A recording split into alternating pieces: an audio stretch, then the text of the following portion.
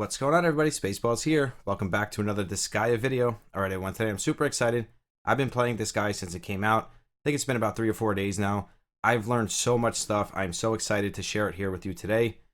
We're going to be doing tips, tricks, beginner's guide part 1, we're going to call it. So let's get right into it here. And the first thing I want to talk about is the missions on the left-hand side here and the beginner's missions on the right-hand side. So if we click the left-hand side here, we have missions. And as you go through the game, you want to be doing these missions just like any other gacha game out there.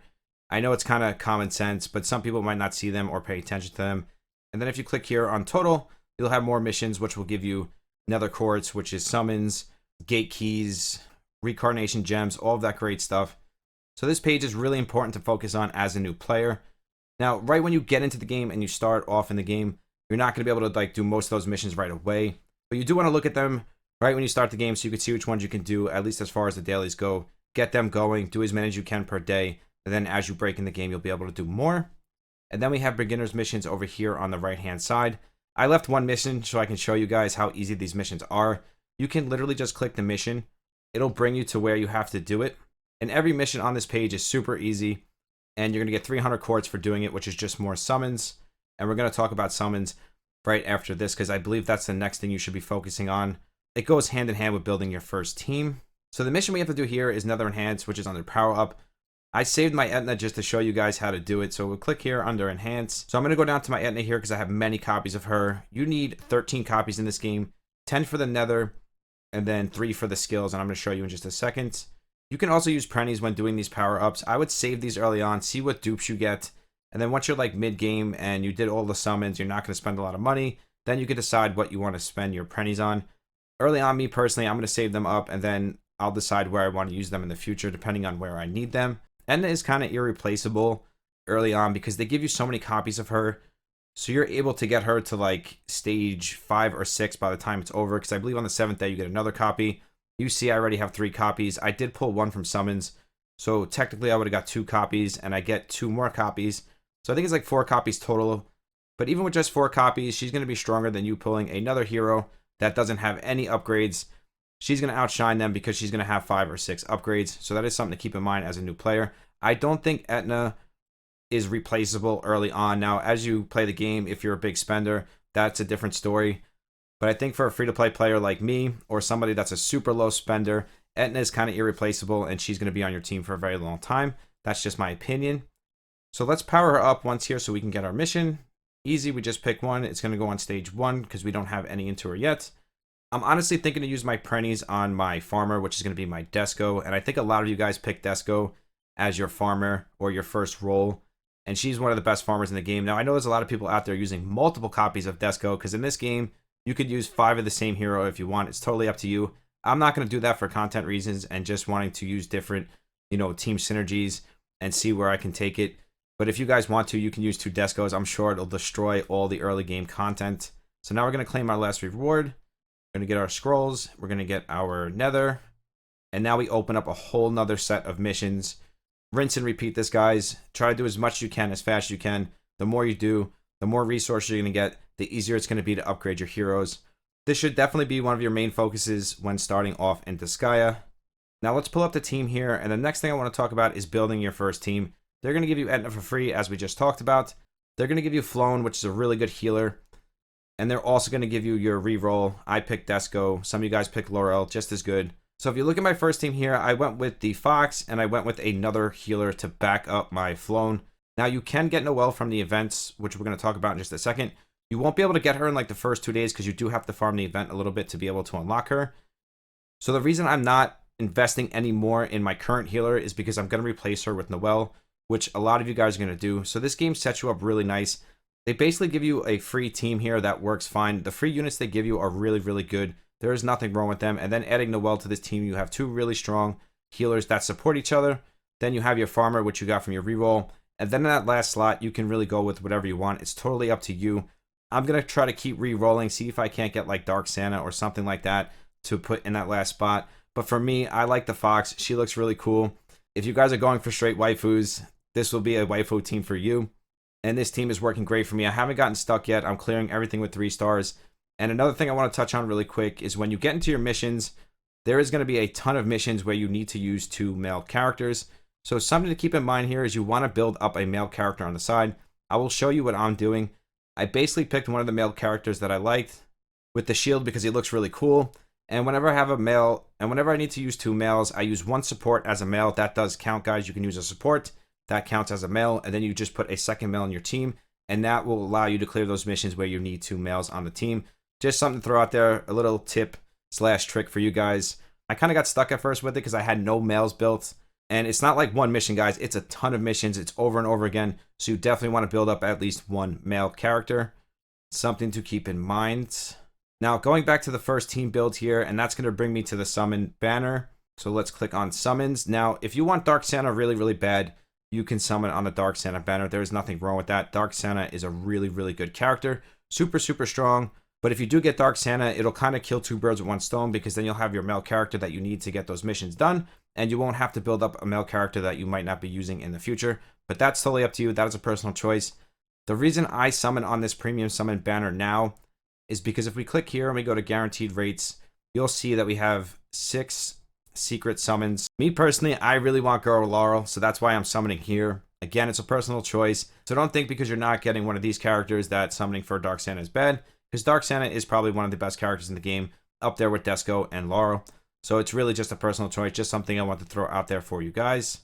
Now, once you got your main team kind of figured out in your head, you have your main 2 characters that you're going to use, plus your farmer, so that gives you 3 characters. And you can start the missions with those 3 characters alone. Now, the less characters you have, the more XP each character will get. And the character that hits last will actually get more XP than any other character on that team. So that's something else to keep in mind. So let's say you have Desco. She moves last. She does the last AoE hit. She will get more XP than any other character on the team. So now going into the gate here, and what you should really be grinding when you first start disgaea is this main story.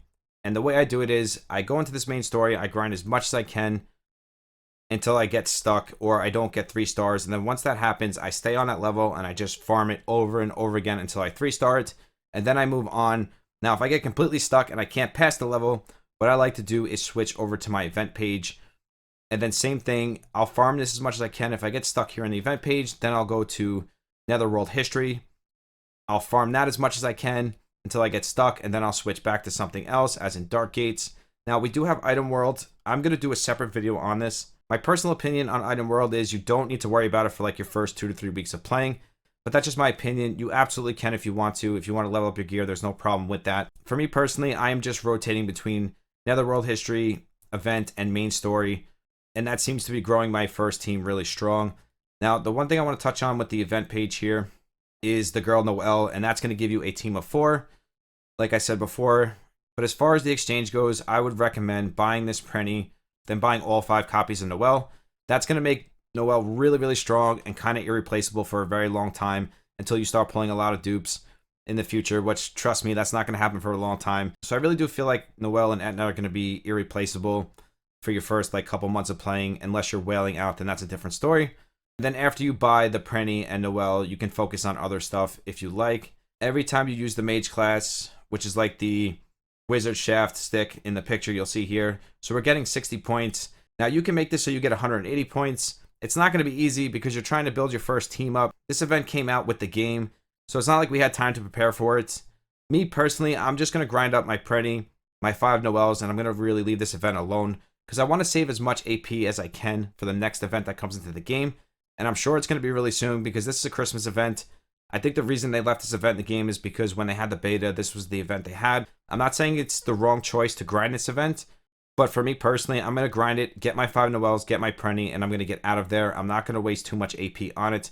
I'm going to focus my AP on the main story and save as many refills as I can for the next event that's going to come into the game because you never know what character is going to be in that event. So maximizing your points here would be really beneficial to you because then you won't have to use as much AP and you could farm it a lot faster. Now, I will finish the entire event, but after that, I don't think I'm going to sit here and farm a stage over and over again is what I'm trying to say. Now, moving on here, I want to talk about XP and the Dark Gates. You'll see here, I've been really cheap with my gate keys. I have 30 of them. I've been really picky with them. I only use them when I need to. Now, as far as the XP gate goes, you could put 1 character in there, skip it, get a ton of XP for the character. Now, I don't recommend really doing this early on because you're not going to be able to farm a high stage firstly. And secondly, once your main team is built and you want to bring up a new character, let's say you want to replace somebody in your team or you want to build up a whole new team in general, it is really hard to build up that character where you are currently in the game. For example, when you first break into the game, the first couple stages are really, really easy. As you go on, they get much harder. So if you want to build up a new character, it's much harder to get XP for that character. So I think it's more beneficial to use this to your advantage. So let's say now I want to bring up my Noelle when I buy her later tonight. So I'm going to bring her here. I'm going to use some skip tickets. I'm going to get her leveled up to like level 300. And then I can just freely throw her into my team and not have to worry about my team, going back progression because she's not leveled up enough or doesn't have enough XP. So I think that's the best way to take advantage of this XP gate in my opinion. The HL gate, I haven't touched it yet because I haven't had an issue. I do know once you start breaking into the game and start making massive upgrades, HL becomes a big problem. So for me, it kind of works the same way as the XP gates. When you have an issue, you can come here and farm it as much as you need. And because I'm saving so many gate keys, it won't be an issue for me. Now, as far as these material gates go, I only do them when I need to. So for example, I will show you here. Let's go to the lab. And this is where you're going to be. Anytime you want to do an upgrade, this is where you're going to do it. Whether it's for skills, improve the mana, which we're going to go over in just 1 second. I'm trying to do as much as I can in this video for you guys. So let's say I want to reincarnate her and I'm short these red rubies. Then I would go to the red ruby material dungeon and I would farm it as needed. I don't farm extra. I don't see the reason in doing that early on. As you get late game, maybe it's not an issue. But I definitely want to save my gate keys for the XP gate and the HL gate if I need to. So it really just comes down to having enough gate keys when you need them to farm these materials. And one more thing I want to touch on, again, when it comes back to farming the stages, you can use a thief in your team and it will actually give you a 3% chance to get an extra chest. So I'll show you real quick under party. Now in this 4 slot, like I have here, I could take out my fox and I can put in a thief. And then once your main team is built up, you can build a bunch of thieves and then you can farm like that. That would probably be really good for you because you'll get a bunch of chests from doing it. But let me show you what I'm talking about. So let's pick a thief and we'll see here under main ability, we have thief skills and chest drop rate plus 3%. So now you can put a bunch of these on your team, plus 12%, plus 15%. I just don't think it's something you should worry about early game. I'm not going to do it yet. I'll probably do it in a couple weeks when my main team is completely built and I'm kind of just farming the game. I'll build up some thieves, I'll throw them into my team, and then I'll get some extra chests from doing it. And the last thing I want to touch on here before we wrap this up, and this is part 1. Don't worry, part 2 will be coming really quick after this one, is the Dark Assembly. Now, early game, you shouldn't worry about this too much, but there's certain things you should be worrying about because the more you do here, and you want to use your assembly points as much as possible. So now if we look here, we got 2 times XP, and if you're farming that XP dungeon, I think it's really important for you to get this build passed before you do it because this is going to triple your XP and allow you to get your characters maxed a lot faster than if you weren't using this 2 times XP. And it's not just for that, this goes for anything. You got 2 times drop rate. So if you're farming a stage over and over again, and let's say you're using 2 thieves, this will also give you a 2 times drop rate on top of the other boosts that you have on your team. And then we can go down here to the equipment and you'll see you can buy equipment. But until your shop is leveled up, the gear is really not going to be that great. And I forgot about one more thing, and this brings me into gear. I do want to talk about gear real quick. And matching gear with your heroes is really important, and that is why I want to touch on this really fast. And something I was confused about when I started playing disgaea. So I definitely want to throw this out there. Now, if you look at each piece of gear, it matches to the character.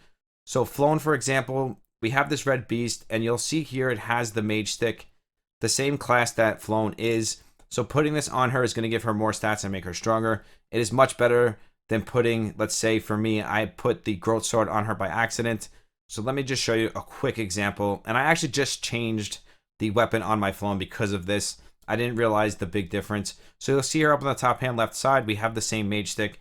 And if we click on equipped here, we can see on the bottom, we have this growth sword. And then we'll see we have intent. If you see all this intent that we're getting here, and then you look here, we're getting 0. The only thing we're getting from this weapon is 23.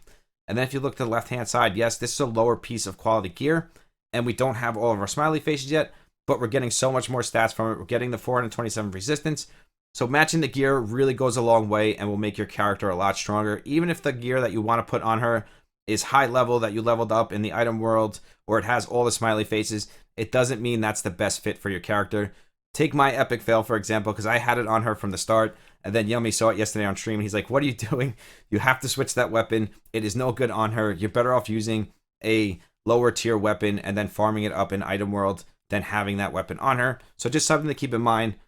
Try to match your weapons the best you can. Now, early on, you might not have enough gear to really be picky and choosy, and that's why I had the growth sword on my Flown to begin with. But once I had the chance to change it, I did, and now we're looking good. So another thing to keep in mind when you start off in this game. And one more thing to throw in here, the first thing you should do is 5-star your farmer. That's something that's really important as well. Getting your farmer 5-starred, I think, is the best decision as far as making a 5-star goes.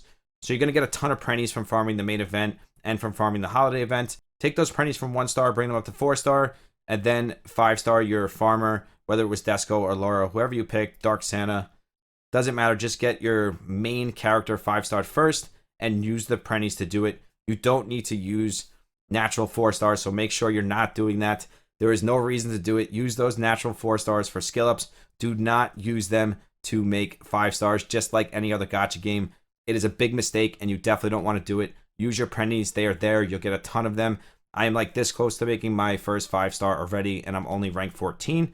It'll come naturally. Trust me. You do not need to waste natural 4-stars to make your first 5-star.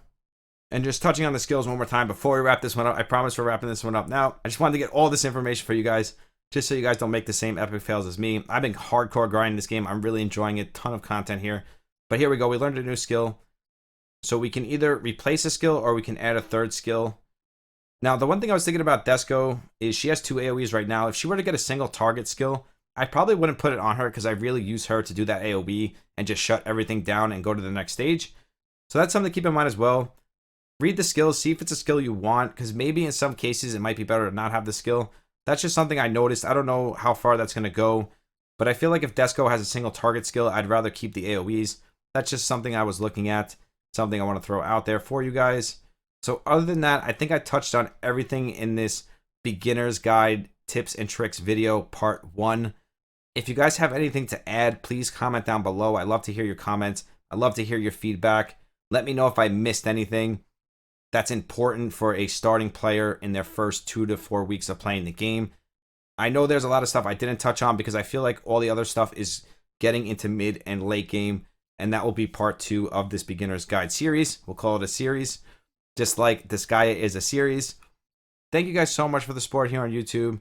We have a sub celebration going on, and that video is linked down below. All you have to do is click it, sub to the channel, comment on that video, and it will enter you into our current sub celebration giveaway. If you want to be a part of the random giveaway that we do here on YouTube, all you have to do is sub to the channel, like, and comment on my past 10 videos, and that will automatically enter you into the random giveaway. If you want to follow me on Twitch and Discord, those are also linked down below. We do 2 monthly giveaways on Discord, random giveaways on Twitch. I truly do love each and every single one of you. I will see you in the next one.